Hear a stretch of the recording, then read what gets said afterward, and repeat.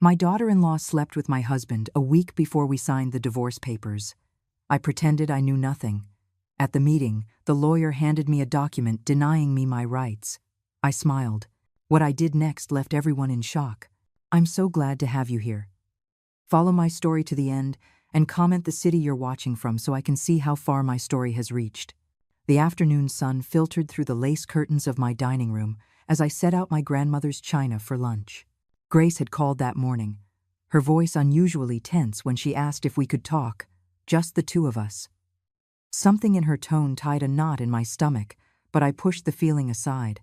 Grace was the older sister of Amber, my daughter-in-law, and while we had always been cordial, we weren't particularly close. I smoothed my hands over the tablecloth, the same cream-colored linen I'd used for family gatherings for 30 years. At 64, I still took pride in keeping traditions, in creating a welcoming home. The house felt too quiet lately, with only me moving through it. Arthur, my husband of 42 years, had been distant for months, always finding excuses to work late or disappear into his study. And Daniel, our 35-year-old son, was so wrapped up in his marriage to Amber that his visits had become superficial. The doorbell rang, and I opened it to find Grace standing on my front steps, clutching her purse like a shield. She looked pale, her usually perfect makeup slightly smudged around her eyes, as if she'd been crying. "Eleanor, thank you for seeing me," she said, her voice barely a whisper. "Of course, my dear. Come in, come in." I led her to the dining room, noticing how her hands trembled slightly as she set down her bag. "I made your favorite chicken pot pie, and that lemon meringue pie you raved about at Easter." She managed a weak smile but didn't touch the food I had so carefully prepared. Instead, she stared at her intertwined hands, her knuckles white from the tension. "Grace, what is it? You look like you've seen a ghost." She met my gaze then, and I saw something in her brown eyes that chilled my blood. Hurt, guilt, and underneath it all, a desperate kind of love. "Eleanor, I need to tell you something, and I don't know how to say it without destroying everything." My heart began to pound, but I kept my voice steady. "Whatever it is, we can figure it out together." Grace took a shaky breath, tears welling in her eyes. "It's about Amber and Arthur." The world tilted slightly, but I forced myself to remain still. My hands folded calmly in my lap. "What about them?" "They're having an affair." The words came out in a rush, as if she'd been holding them in for so long they'd built up pressure. "I've known for weeks. I saw them together at that little cafe downtown, the one near Arthur's office.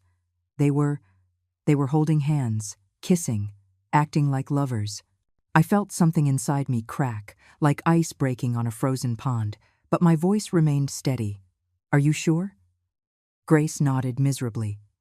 "I confronted Amber about it. She didn't even try to deny it. She just laughed and said it was none of my business. But Eleanor, the things she said about you..." Her voice broke completely then. "What things?" I asked, though a part of me didn't want to know. "She said you were old and boring, that Arthur deserved better. She said once the divorce was final, she would make sure you got as little as possible. She's been planning this, Eleanor. All of it. She married Daniel to get close to the family, to the money. She's been working on Arthur for months." The room spun around me, but I gripped the edge of the table and held on. 42 years of marriage. A son I had raised with love and dedication. A daughter-in-law I had welcomed with open arms. All of it crumbling because of greed and betrayal. "Why are you telling me this?" I whispered. Grace reached across the table and took my hand. "Because it's wrong. Because you have been nothing but good to our family.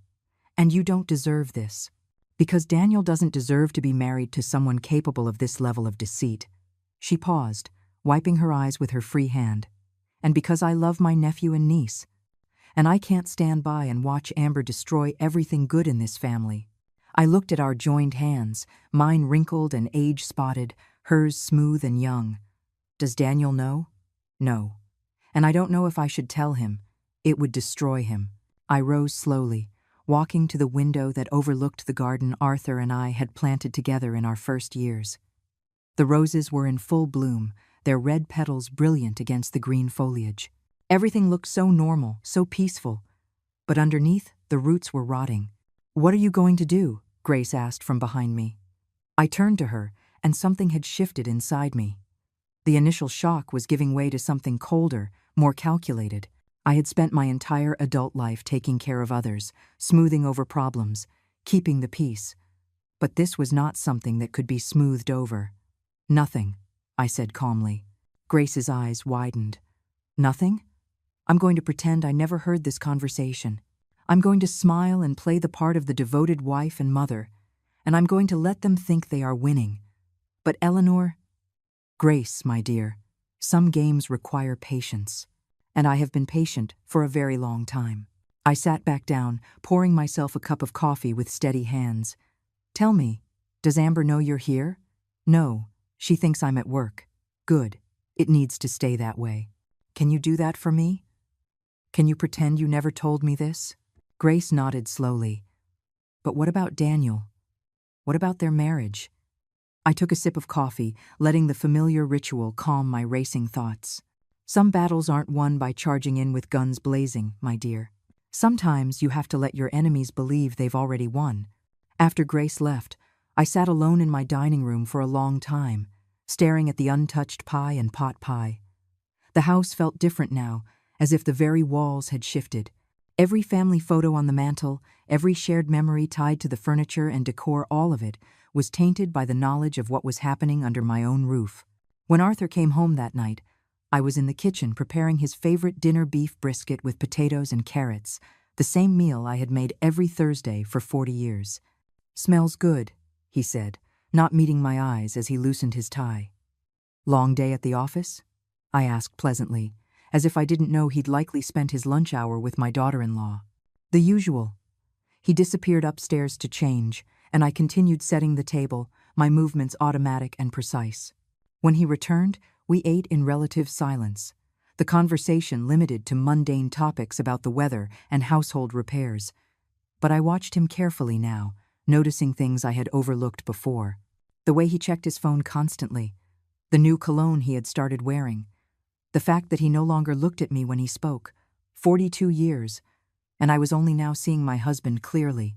That night, as I lay beside him in our marriage bed, I stared at the ceiling and made a decision. They wanted to play a game? Fine. But they had no idea who they were playing with. Living with the knowledge of betrayal was like walking on broken glass. Every smile I forced, every pleasant conversation I maintained, cut deeper into my soul. But I persisted, playing my part as the naive wife and mother, all while carefully observing the elaborate deceit unfolding in my own home. 3 days after Grace's revelation, Amber arrived for our usual Sunday dinner. She swept into my kitchen wearing a new designer dress, her blonde hair perfectly styled, her smile as bright and fake as costume jewelry. "Eleanor, you look wonderful," she gushed, embracing me with theatrical warmth. "I love what you've done with the flowers on the table."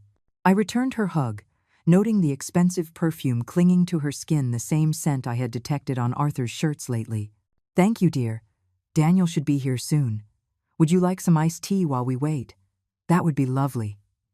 She settled herself at the kitchen island, crossing her legs elegantly. "Actually, I was hoping we could chat a bit, just us girls." My hands remained steady as I poured the tea, though my heart began to race. "Of course, what's on your mind?" Amber took a delicate sip and leaned forward conspiratorially. "I'm worried about you, Eleanor. About you and Arthur." The audacity of it almost took my breath away. Here she was, the architect of my marriage's destruction, pretending to be concerned. "Oh? Why would you be worried?" "Well, you two just seem so distant lately. At family gatherings, there's this tension." She placed her manicured hand over mine in a gesture of false sympathy. "Marriage can be so challenging after so many years. Sometimes the spark just fades." I nodded thoughtfully, as if I were considering her words. "You know, you might be right. We have been going through a difficult time." Amber's eyes lit up with a satisfaction she tried to disguise as concern. "Have you considered therapy? Or maybe it's time to think about what would make you both happiest in the long run. Do you think we should get a divorce?" I asked, my voice carefully neutral. "I'm not saying that," she backtracked quickly. but I could see the excitement under her worried facade. I just think life is too short to stay in an unfulfilling marriage. You deserve to be happy, Eleanor. You deserve someone who appreciates you. The irony was suffocating. That's very thoughtful of you to say. I care about this family, she continued, her voice taking on a practiced sincerity. Daniel would want both his parents to be happy, even if that means being apart. And honestly, you're still such an attractive woman. I'm sure there are plenty of men who would be thrilled to have someone like you. I smiled and nodded, playing the part of the naive older woman being gently guided toward divorce by her caring daughter-in-law. Inside, I was cataloging every word, every gesture, every calculated manipulation. When Daniel arrived, the dynamic shifted immediately. Amber transformed into the doting wife, hanging on his every word, constantly touching his arm, laughing at his jokes with exaggerated delight. But I noticed how her eyes kept darting toward the driveway, waiting for Arthur's car to pull in. Arthur walked into the dining room 20 minutes late, claiming he'd been held up at the office. Amber's cheeks flushed as he kissed my cheek in greeting, and I watched their eyes meet for a moment too long across the table. "Sorry I'm late," Arthur said, taking his usual seat. "Crisis with the Martinez account." "No problem," Daniel replied. "We were just talking about the vacation Amber and I are planning for next month." "Oh, that's right," Arthur said, his attention suddenly sharp. "Where are you thinking of going?" "We haven't decided yet," Amber said, her voice breathier than usual. "Maybe somewhere warm and tropical, a place where we can just escape from everything." The way she looked at Arthur when she said escape made my stomach turn, but I continued cutting my brisket with steady hands, my expression pleasant. "That sounds wonderful," I said. "You young people work so hard, you deserve a break." After dinner, while Daniel and I cleared the plates, Amber and Arthur remained at the table, their conversation low and intimate. I strained to catch snippets of their words. "We can't keep doing this," Amber's voice, urgent and pleading.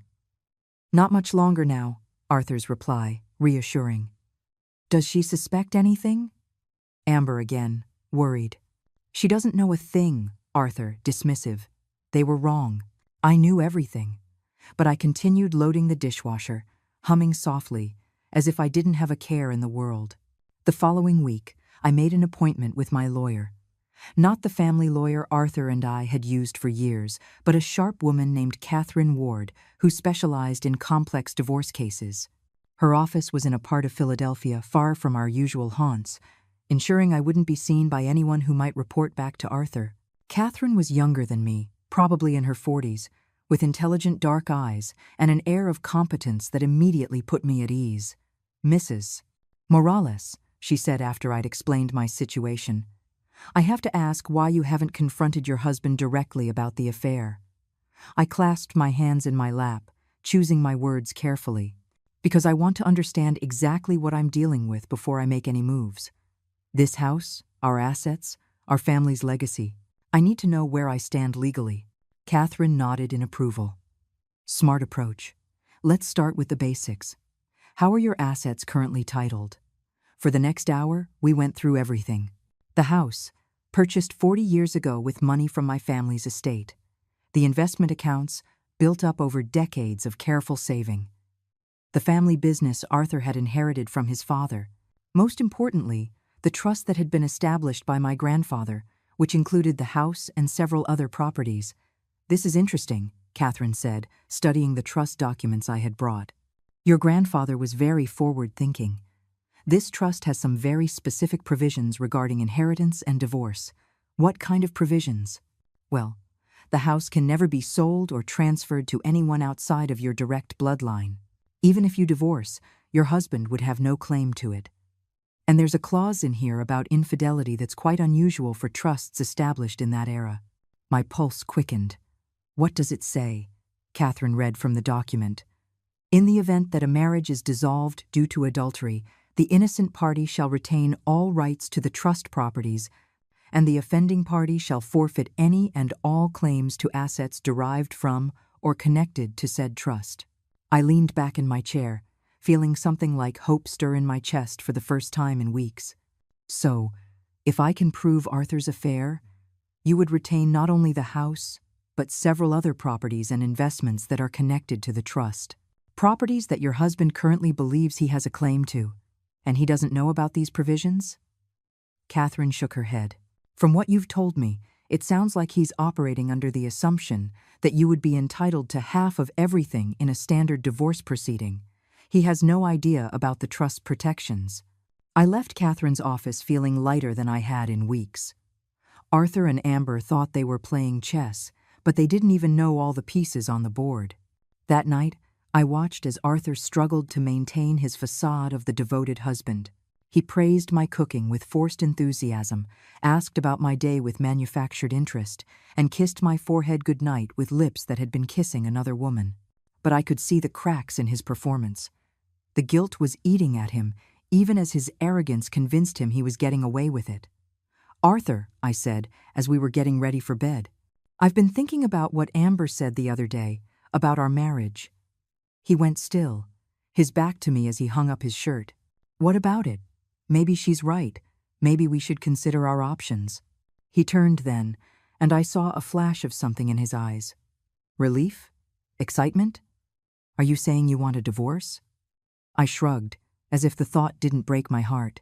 "I'm saying maybe it's time for both of us to find our happiness, wherever that may lead." Arthur nodded slowly, trying to look solemn while clearly fighting a smile. "If that's what you want, Eleanor, I just want you to be happy. Liar." But I smiled back at him, playing my part in this terrible theater. "I want us both to be happy." As I lay in bed that night, listening to Arthur's satisfied breathing beside me, I thought of Amber's triumphant smile, of the expensive dress and perfume she now wore to family dinners, of the way she touched my son's shoulder while planning her escape with his father. They thought they were so clever. They thought they had already won. They had no idea the game was just beginning. The law offices of Sterling and Associates occupied the top floor of a gleaming skyscraper, all marble and mahogany designed to intimidate. I sat in the reception area, my hands folded calmly in my lap, while Arthur paced near the floor-to-ceiling windows, checking his phone every few seconds. He'd been on edge all morning, snapping at me over breakfast and muttering under his breath about getting this over with. Amber had insisted on coming, claiming she wanted to support Daniel during this difficult time for the family. Now she sat next to my son, her hand resting possessively on his thigh as she whispered reassurances in his ear. Daniel looked devastated, his face pale and drawn. He still believed this divorce was a mutual decision, a sad but amicable end to a marriage that had simply run its course. If only he knew the truth. Mr. and Mrs. Morales, a tall, silver-haired man in an expensive suit, approached us. "I'm Richard Sterling. Thank you for coming in today." Arthur had chosen Sterling himself, claiming the man was the best divorce attorney in the city. What Arthur failed to mention was that Sterling was also a longtime friend of his from the golf club, a detail I had uncovered during my own background research. We were led into a conference room dominated by a massive table surrounded by leather chairs. Sterling took his seat at the head, spreading documents across the polished surface with practiced efficiency. Arthur sat to his right, while I took the chair directly opposite them. Daniel and Amber positioned themselves at the far end of the table, close enough to observe but removed from the main proceedings. "Before we begin," Sterling said, his voice carrying the smooth authority of someone used to controlling rooms, "I want to ensure everyone understands that this is intended to be an amicable dissolution. Both parties have expressed a desire to handle this matter with dignity and fairness." I nodded gracefully. "Of course, that's what we both want." Arthur shot me a quick look, likely surprised by my cooperative tone. He had been expecting a fight, arguments, tears. Instead, I had been nothing but reasonable since agreeing to the divorce, which had clearly unsettled him. "Excellent," Sterling continued. "Now, let's review the proposed settlement." He slid a thick binder across the table toward me. "As you'll see, we've attempted to divide the marital assets equitably, taking into consideration the length of the marriage and both parties' contributions." I opened the binder and began to read, my expression neutral even as the words on the page made my blood boil. According to Sterling's proposal, I would receive the small downtown condo we'd bought as an investment 15 years ago, along with half of our joint savings account and a modest monthly alimony payment. Arthur would retain the family home, the business, the vacation properties, and the majority of our investment portfolio. This seems rather one-sided, I said softly, not looking up from the documents. Sterling cleared his throat. I understand your concern, Mrs. Morales, but we have to consider the reality of the situation. Your husband has been the primary earner throughout the marriage, and the business requires continuity of leadership. The house has significant upkeep costs that would be difficult for you to manage on a reduced income. Translation. They thought I was too old, too dependent, too naive to fight for what was rightfully mine. Furthermore, Sterling continued, his tone growing more condescending, there are some complications regarding the house specifically. It seems there may be some irregularities with the original deed and the trust documentation. Until those matters are sorted out, it would be prudent to leave the property in Mr. Morales's name to avoid any legal entanglements. I almost laughed at the sheer audacity of it. They were trying to steal my family's home using fabricated legal complications. I could see Amber sitting up straighter in her chair, likely calculating how soon she could redecorate the master bedroom. I see, I said quietly. And these irregularities, when do you expect them to be resolved? Sterling waved his hand dismissively. These things can take years to sort out. Generational property transfers, trust modifications, it's quite complex. Really, it's better for everyone if we keep things simple. Eleanor. Arthur leaned forward, his voice taking on the patient tone he'd used to explain complex business deals to me for years. I know this isn't easy, but Sterling knows what he's talking about. This way, you won't have to worry about property taxes, maintenance, all those headaches. The condo will be perfect for you, much more manageable. Manageable, as if I were a child who needed to be protected from adult responsibilities. I looked around the table, taking in each face. Sterling, smug and satisfied with his clever manipulation of legal language. Arthur, trying to look sympathetic while barely containing his excitement at getting everything he wanted. Amber, her eyes shining with triumph as she pictured herself as the lady of my family's house. And Daniel, my sweet boy, looking uncomfortable but trusting that his parents were handling things fairly. Well, I said, closing the binder with a soft snap. I suppose you've thought of everything. Sterling smiled, likely thinking he'd won. We've tried to be thorough, yes. Of course, you're welcome to have your own attorney review the documents, but I believe you'll find everything is quite standard for a case like this. A case like this. A devoted wife of 42 years being cast aside so her husband could play house with their son's wife. That won't be necessary, I said, reaching for the pen Sterling offered. Where do I sign? The room went silent. Even Amber looked surprised by my immediate capitulation. Are you sure, Mom? Daniel asked, his voice uncertain. Maybe you should take some time to think about it. I turned to my son, this good man who still believed in fairness and honesty because I had raised him to, and I smiled. Sweetheart, sometimes in life you have to know when to fight and when to accept reality. Your father and I have had a good run, but it's time for us both to start new chapters. Arthur was frowning now, clearly baffled by my easy surrender. He had expected a battle. He had likely prepared arguments and justifications for why he deserved everything. My compliance was making him nervous. You sign here, Sterling said, pointing to a line at the bottom of the final page. And here, and initial here. I signed my name with steady strokes, each letter precisely formed. Eleanor Elizabeth Morales. The same signature I had used on our marriage certificate 42 years ago, back when I believed in forever. There, I said, putting down the pen and looking directly at Arthur. I hope this gives you everything you're looking for. Something flickered in his eyes. Then guilt, perhaps, or a belated recognition of what he was destroying. But the moment passed quickly, replaced by the selfish satisfaction of a man who thought he'd gotten away with betraying his wife. Amber could barely contain herself. She reached over and squeezed Daniel's hand, her voice breathy with excitement. I'm so proud of how you're both handling this with such maturity. It takes real strength to put family first. Family first. The woman who was sleeping with her father-in-law was giving me a lecture on putting family first. Thank you, dear, I said warmly. That means a lot, coming from you. As we prepared to leave, Sterling gathered the signed documents with obvious satisfaction. "I'll file these with the court tomorrow. The divorce should be finalized in 60 days. 60 days until Arthur was free to marry his son's wife. 60 days until Amber thought she would be living in my family's home. 60 days until they discovered that some games have rules the players don't even know exist." Outside the building, Daniel hugged me tightly, his eyes moist with unshed tears. "Mom, are you okay? You seem so calm about all this." I patted his cheek, this boy who looked so much like his father at that age, back when Arthur still had a soul. "I'm fine, sweetheart. Everything is going to work out exactly as it's meant to."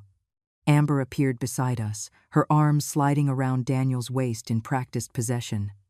"Your mom is incredibly strong, honey. She's going to be so much happier now." "I'm sure I will," I agreed, meeting her triumphant gaze with a serene smile. "I'm sure we all will be." As they walked away, I could hear Amber's excited chatter about helping me pack, about finding me a nice retirement community where I could make friends my own age, about how much simpler life would be for everyone now. I stood there in the shadow of the skyscraper, watching my husband and daughter-in-law celebrate their victory, and I felt a deep, cold satisfaction settle in my chest. They thought they had won. They thought they had outsmarted the naive, aging woman who had spent 42 years taking care of everyone else. They had no idea that in exactly 60 days, when their divorce was final and they tried to claim their prizes, they would discover that some properties don't belong to husbands or wives, but to bloodlines that stretch back for generations. I walked to my car with steady steps, already thinking about the phone call I needed to make to Catherine Ward. There were preparations to complete, documentation to gather, and a few more moves to make in this chess game they didn't even know they were losing. The real show was about to begin. 2 weeks after I signed the divorce papers, I was tending to my rose garden when I heard the sound of tires crunching on the gravel driveway. Daniel's car pulled in, but something was wrong. Instead of his usual cheerful greeting, he sat behind the wheel for a long moment, his hands gripping the steering wheel as if it were the only thing holding him upright. When he finally emerged, I could see that my son was broken. His normally impeccable appearance was disheveled, his shirt wrinkled, his hair unkempt. But it was his eyes that broke my heart. They had the hollow, devastated look of someone whose world had just collapsed. "Daniel?" I put down my gardening shears and rushed toward him. "Sweetheart, what is it? What's wrong?" He looked at me for a moment, his mouth opening and closing as if he couldn't find the words.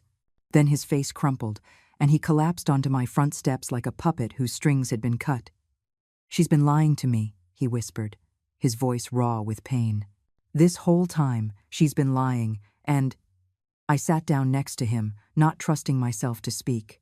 Part of me wanted to pull him into my arms and tell him everything would be okay. Another part wanted to demand details, to finally have confirmation of what I had known for weeks. Instead, I waited, letting him find his way to the truth in his own time. "I found text messages," he continued, staring at his hands. "Hundreds of them. Between Amber and Dad. They've been planning this whole thing for months." My heart ached for him, but I forced my voice to remain calm. "Planning what exactly?" Daniel let out a bitter laugh that sounded nothing like my gentle son. "The divorce. The affair. They thought they were so clever, waiting until after you signed the papers to run off together. Amber was bragging to someone about how easy it was to manipulate both of you." The words hit me like physical blows, even though I'd known the truth for weeks. Hearing it from Daniel's lips made it real in a way all my observations and suspicions hadn't.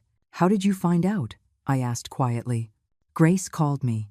Daniel's voice was thick with both gratitude and pain. "She said she couldn't watch it happen any longer.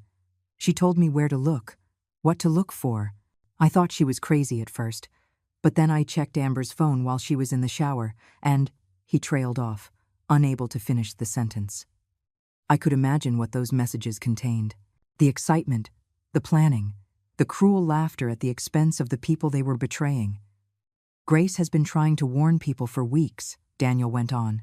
"She said she tried to talk to Amber, begged her to stop, but Amber just laughed, said she'd worked too hard to get this close to our family's money to give up now. Money. Of course, it all came back to money. Not love, not a genuine connection. Just a cold calculation of assets and inheritance. "Where is Amber now?" I asked. I confronted her this morning. I showed her the messages I found. Daniel wiped his eyes with the back of his hand. She didn't even try to deny it.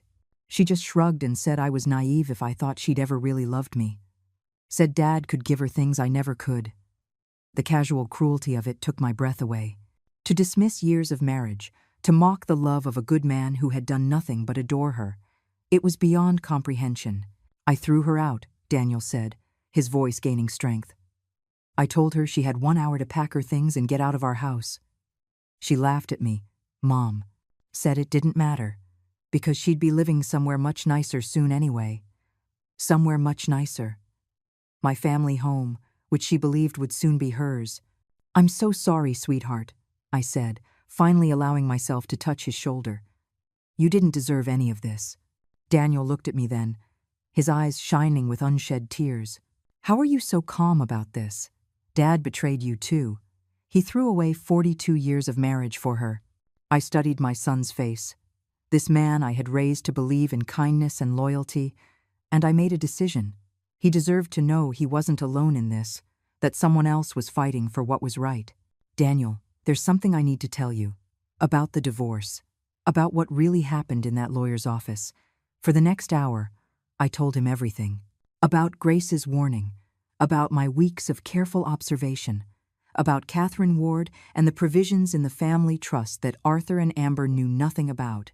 Daniel listened in stunned silence as I explained how I had deliberately played the part of the naive, defeated wife, all while gathering evidence and preparing my real response. "You knew," he whispered when I had finished. "This whole time, you knew what they were doing?" "I knew," I confirmed, "and I let them think they had won. Because sometimes the best strategy is to let your opponents reveal exactly who they are before you make your move."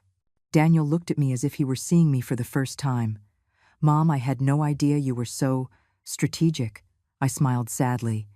42 years of marriage teaches you a lot about people, sweetheart, including when to fight and when to bide your time.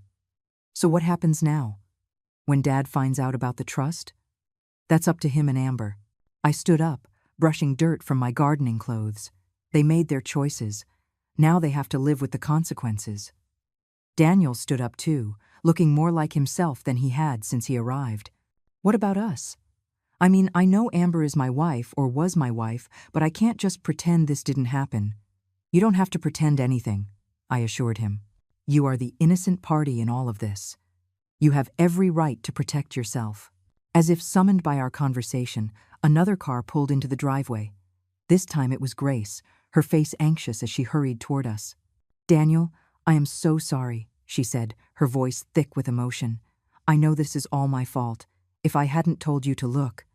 "You saved me," Daniel interrupted, his voice firm.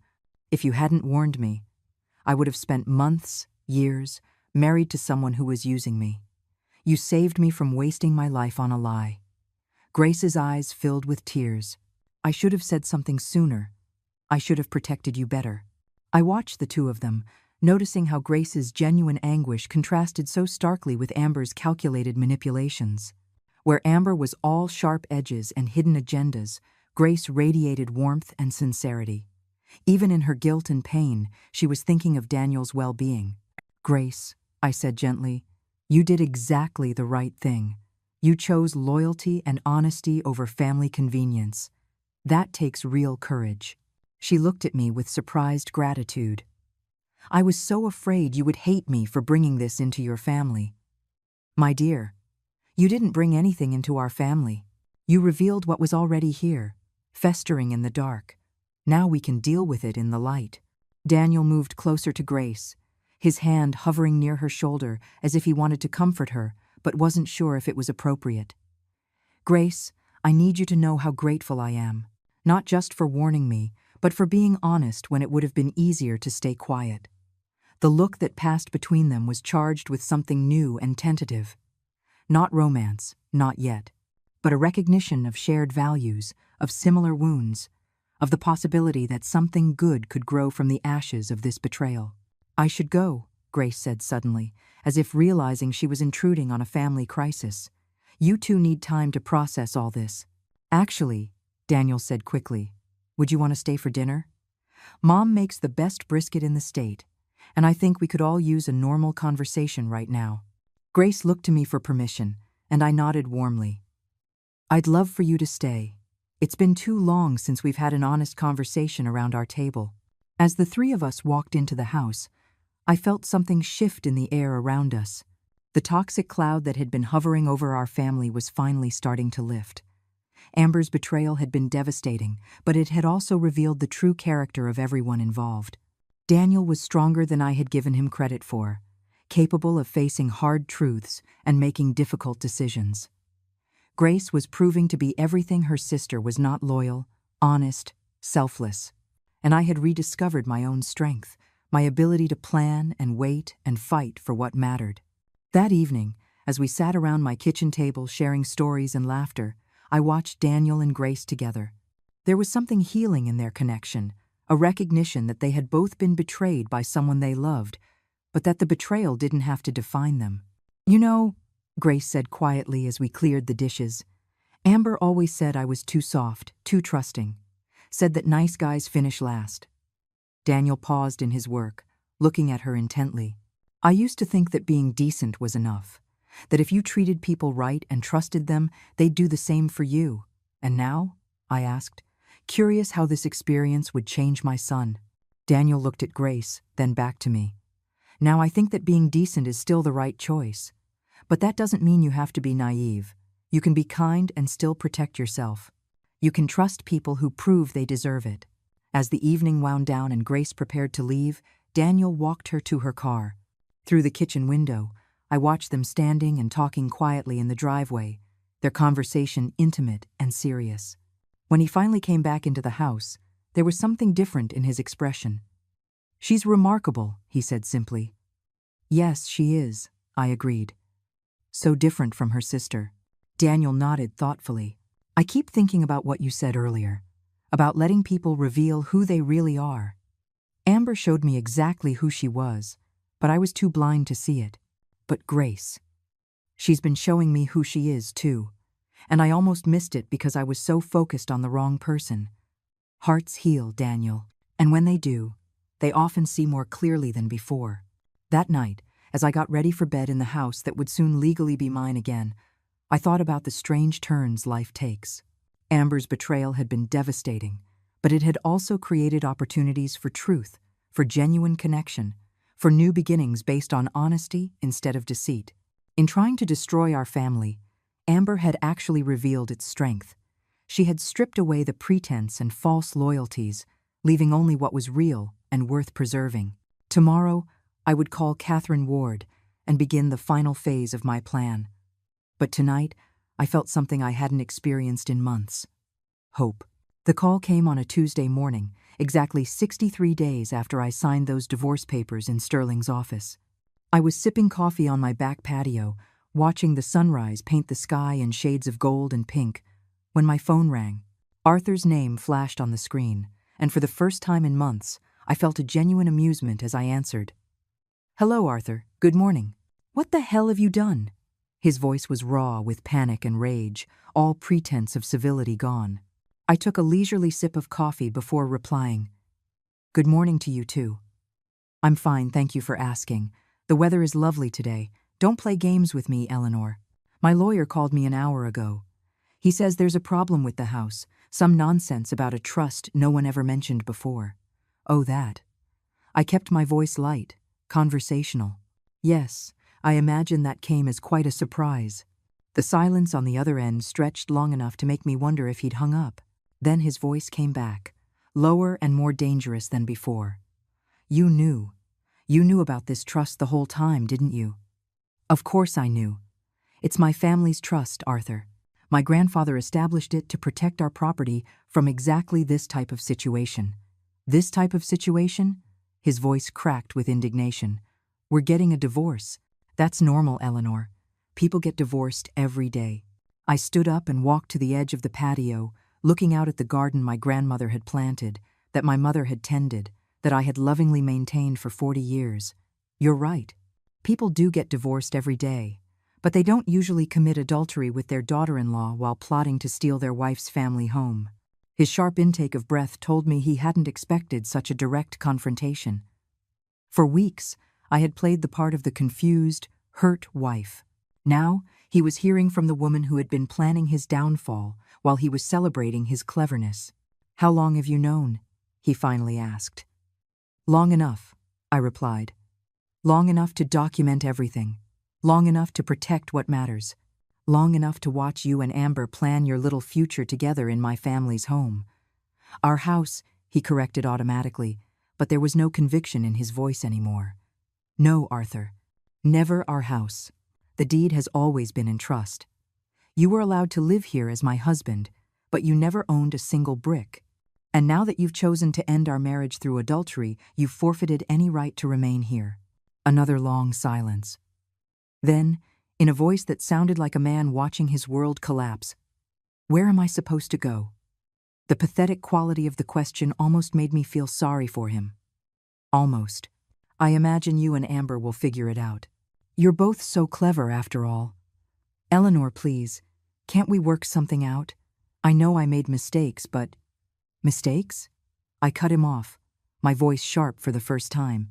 "Mistakes are forgetting to buy milk or missing an anniversary. What you did was a deliberate betrayal of everything we built together. What you did was seduce our son's wife and plot to steal my inheritance. Those aren't mistakes, Arthur. That's who you chose to become." I heard a woman's voice in the background, shrill and demanding. Amber, no doubt wanting to know what was happening to her carefully laid plans. "I have to go," Arthur said, his voice defeated. "But this isn't over." "Yes, it is," I replied calmly. "It's been over for quite some time. You just hadn't realized it yet." After I hung up, I sat back down and finished my coffee in peaceful silence. The phone rang several more times, Arthur's number, then an unknown number that was likely Amber, but I didn't answer. I had nothing more to say to either of them. An hour later, Daniel's car pulled into the driveway.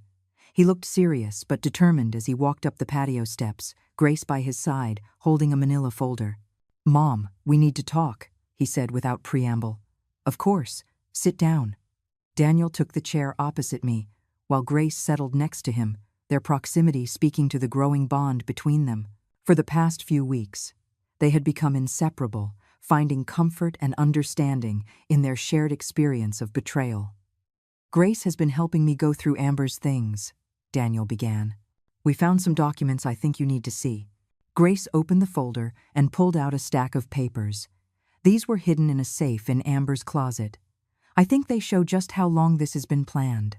The first document was a copy of my grandfather's will, annotated in Amber's handwriting with notes about property values and inheritance laws. The second was a timeline, meticulously detailed, showing when she had planned to seduce Arthur, when they would initiate the divorce proceedings, and when they expected to take possession of the house. But it was the third document that made my blood run cold. It was a life insurance policy on me, taken out by Amber 6 months ago, listing herself as the beneficiary. "She forged your signature," Grace said quietly. "I checked with the insurance company. They have no record of you ever agreeing to this policy." Daniel's face was pale with fury. "She wasn't just planning to steal from you, Mom. She was planning—" He couldn't finish the sentence. I stared at the policy, feeling a chill that had nothing to do with the morning air. The woman I had welcomed into my family, whom I had treated like a daughter, had been planning not only my financial ruin, but potentially something much worse. "There's more," Grace continued, pulling out a printed email. "This is from a private investigator Amber hired to look into your family's assets. She's been digging into the trust for months, trying to find loopholes. The investigator's report was thorough and chilling. It detailed not only the provisions of the trust, but my daily routines, my medical history, my relationships with neighbors and friends. Amber had been studying me like a predator studies its prey. "Daniel, I need you to take these documents to the police," I said, my voice steady despite the turmoil in my chest. "The forged insurance policy alone is a felony." "Already done," he replied. "I called Detective Martinez this morning. He's opening an investigation for identity theft and insurance fraud." We sat in silence for a moment, absorbing the full scope of Amber's treachery. She hadn't just been unfaithful. She had been systematically plotting to destroy our entire family. "There's something else," Grace said hesitantly. "Something I probably should have said weeks ago." Daniel took her hand encouragingly. "Go on. Amber isn't just manipulative and greedy. She's dangerous. This isn't the first time she's done something like this." Grace's voice was barely a whisper. "Our Aunt Helen died 2 years ago. Sudden heart attack. Very unexpected. Amber was taking care of her at the time, helping with her medications. The implication hung in the air like a toxic cloud." Daniel's grip on Grace's hand tightened. "The doctors said it could happen to anyone," Grace continued. "Helen had a heart condition, and sometimes these things just happen. But afterward, Amber inherited Helen's house and her savings, and she just seemed so pleased about it. Not grieving like you'd expect, but satisfied." "Did you tell the police this?" I asked. Grace nodded. "Detective Martinez is looking into Helen's death, too. He said they might exhume the body if they find enough evidence to warrant an investigation." We were interrupted by the sound of a car pulling aggressively into the driveway. Through the trees, I could see Arthur's Mercedes, followed by a small moving truck. Amber emerged from the passenger seat like a fury, her perfect facade finally cracking to reveal the calculating predator beneath. "That's my cue to go inside," I said, getting to my feet. "Daniel, would you and Grace mind handling this? I don't think I can look at either of them right now without saying something I might regret." From my living room window, I watched the confrontation unfold on my front lawn. Amber was screaming at Daniel, her face twisted in rage as she pointed at the house. Arthur stood by the moving truck, his shoulders slumped in defeat. Two burly movers waited uncertainly, unsure whether to unload their cargo. Daniel's voice carried through the glass, calm but unyielding. "You're not welcome here, Amber. Neither of you are." "This is my house," Amber shrieked. "We signed papers. It's ours." "No," Grace said, stepping forward to stand beside Daniel. "It was never yours, and it never will be." The look Amber gave her sister was pure venom. "You did this. You poisoned them against me. You're just jealous because I found a way out of our pathetic family, and you're still a nobody." "I'd rather be a nobody than be you," Grace replied quietly. Amber lunged forward as if to attack her sister, but Daniel stepped between them, his presence enough to halt her advance. For a moment, the three of them formed a tableau. Daniel and Grace united in their strength and integrity, Amber isolated in her rage and desperation. "Get off my property," Daniel said, his voice carrying an authority I had never heard from him before. "Both of you. You have 5 minutes to get in that truck and leave, or I'm calling the police." Arthur finally spoke, his voice tired and broken. "Let's go, Amber. It's over." But Amber wasn't ready to accept defeat. She spun toward the house, her eyes wild as she caught sight of me in the window. "This isn't over," she screamed. "You think you're so smart, but I know things about this family. I know secrets that could destroy all of you."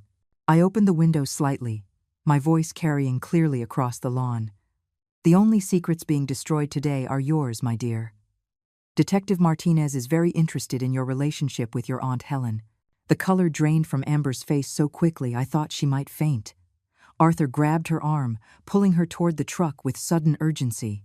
"We're going," he yelled. "We're going right now." As the moving truck sped away, followed by Arthur's Mercedes, I felt something release in my chest.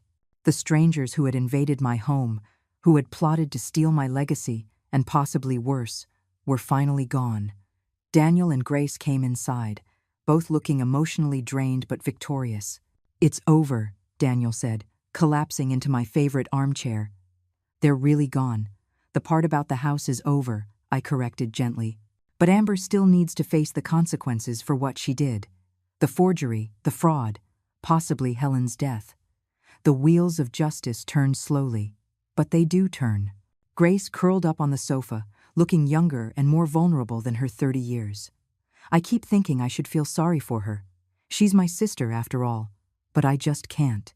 She chose this path," I assured her. "Step by step, decision by decision. You don't owe her your pity." As evening fell, the three of us made dinner together in my kitchen. It felt like a celebration, though none of us said it explicitly.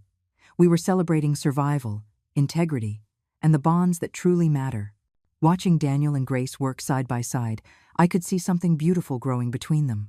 Not the desperate, grasping love that Amber had offered, but something real and lasting, built on mutual respect and shared values.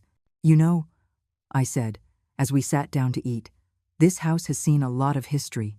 My grandmother raised 5 children here. My mother survived the Great Depression within these walls. I raised Daniel here. And someday, I hope his children will play in that same backyard." Daniel and Grace exchanged a look that spoke volumes about their future together.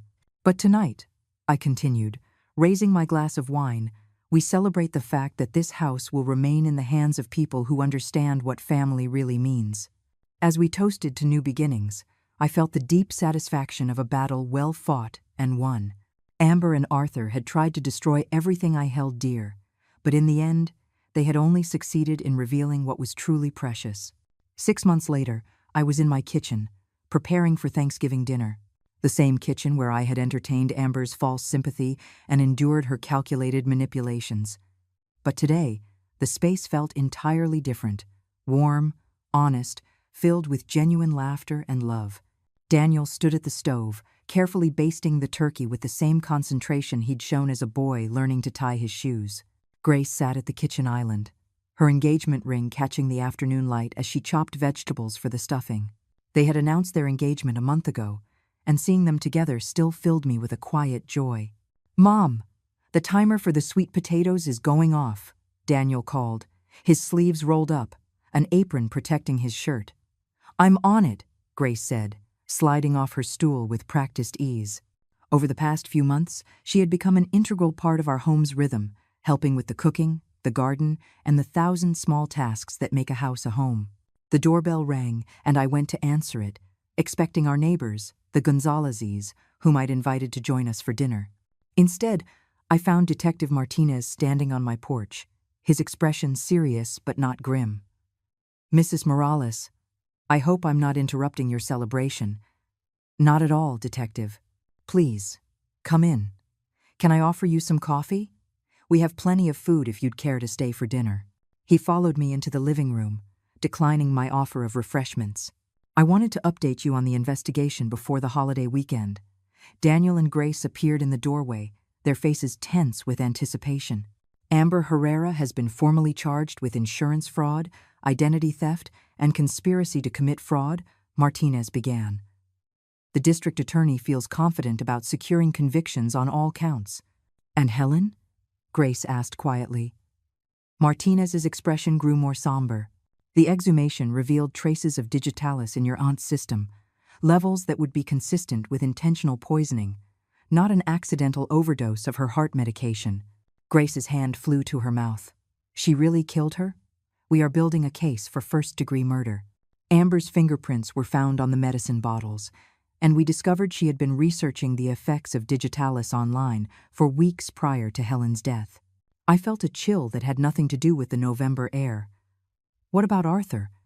"There's no evidence of his involvement in Helen's death, but he has been charged as an accomplice in the fraud schemes. His cooperation with the investigation will likely result in a reduced sentence." After Martinez left, we sat in the living room, absorbing the news. Justice was finally being served, but it felt hollow in a way.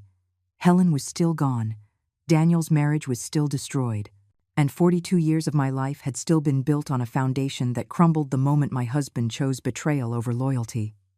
"Are you okay, Mom?" Daniel asked, noticing my silence. I considered the question carefully. "I'm relieved," I said finally. "Relieved that Amber can't hurt anyone else. Relieved that Helen will get justice. But mostly, I'm relieved that we survived this with our integrity intact." Grace reached over and squeezed my hand. "I keep thinking about all the what-ifs. What if I hadn't told you about the affair? What if you hadn't known about the trust? What if Amber had succeeded? But she didn't," Daniel pointed out, "and we are all stronger now because of it." He was right. The past 6 months had tested us in ways I never imagined. But we had emerged more connected, more honest with each other, more aware of what truly mattered.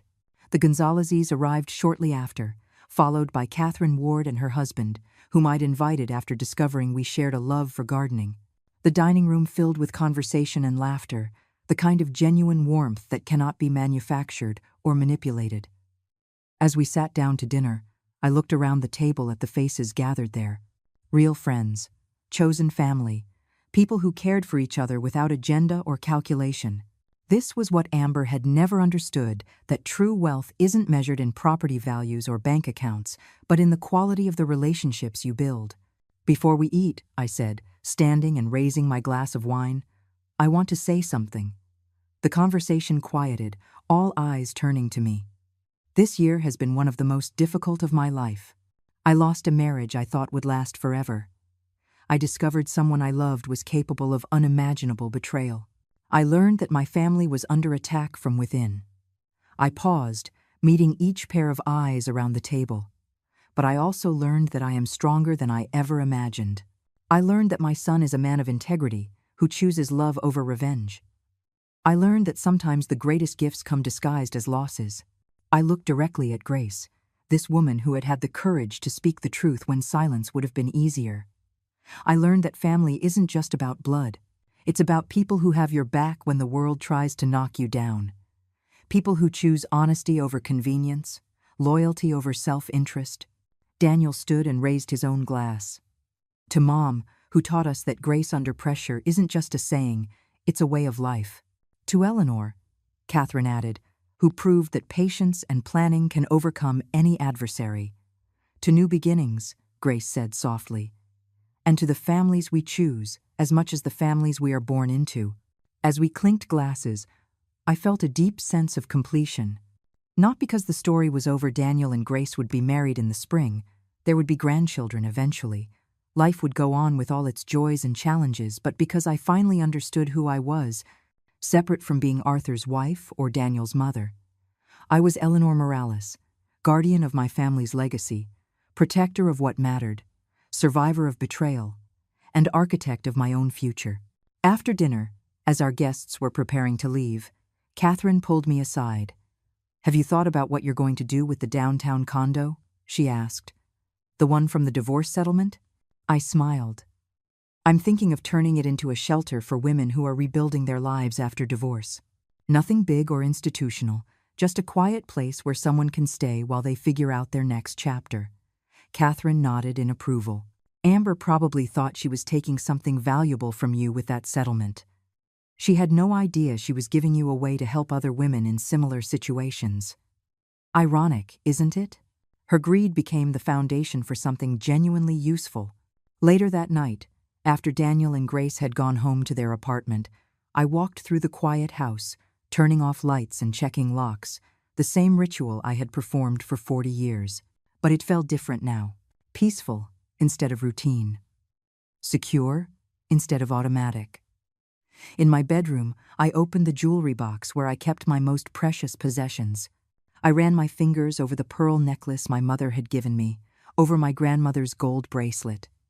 I found what I was looking for, my original wedding ring. The simple gold band Arthur had placed on my finger when we were both young and full of dreams. I held it up to the lamplight, studying the inscription inside. Forever and beyond. Forever had lasted 42 years. Beyond had ended the day he chose another woman over his family. But that didn't erase the good years, the love that had been real, even if it hadn't been permanent. I placed the ring back in the box, not with anger or sadness, but with acceptance. That chapter of my life was closed, but the story went on. My phone buzzed with a text from Daniel. "Thanks for an amazing Thanksgiving, Mom. Grace and I are so grateful to have you in our lives." I typed back, "Thank you for becoming the man I always knew you could be. Sleep well." A second message appeared, this one from Grace. "I never had a mother who believed in me the way you do. Thank you for showing me what real strength looks like." I wiped away the tears that sprang to my eyes. At 64, I was discovering that some of life's greatest gifts arrive in the second act, when you finally understand what you're worth and refuse to settle for anything less. The house settled around me with familiar creaks and sighs, the sounds of a structure that had weathered many storms and would weather many more. I thought of my grandmother, who had raised 5 children in this house during the Great Depression. I thought of my mother, who had kept it as a sanctuary during World War II when my father was overseas. I was part of a long line of strong women who had protected what mattered, who had faced adversity with grace and determination. Amber had tried to break that chain, but she had only succeeded in forging it stronger. Tomorrow, I would start planning the shelter for divorced women, using the condo that was supposed to be my consolation prize. Next month, I would help Daniel and Grace plan their wedding, which would take place in the garden where my grandmother had married my grandfather 80 years ago. But tonight, I would simply be grateful for survival, for discovery, for the knowledge that at any age, at any stage of life, it is never too late to find out who you really are when all that is false is stripped away. Outside my window, the November wind whispered through the bare branches of the oak tree Arthur and I had planted on our 10th anniversary. It had weathered storms, droughts, and countless seasons of change. Like me, it had bent but not broken. It had endured. It had grown stronger. In the spring, it would bloom again. And so would I. Now I'm curious about you who listened to my story. What would you do if you were in my place?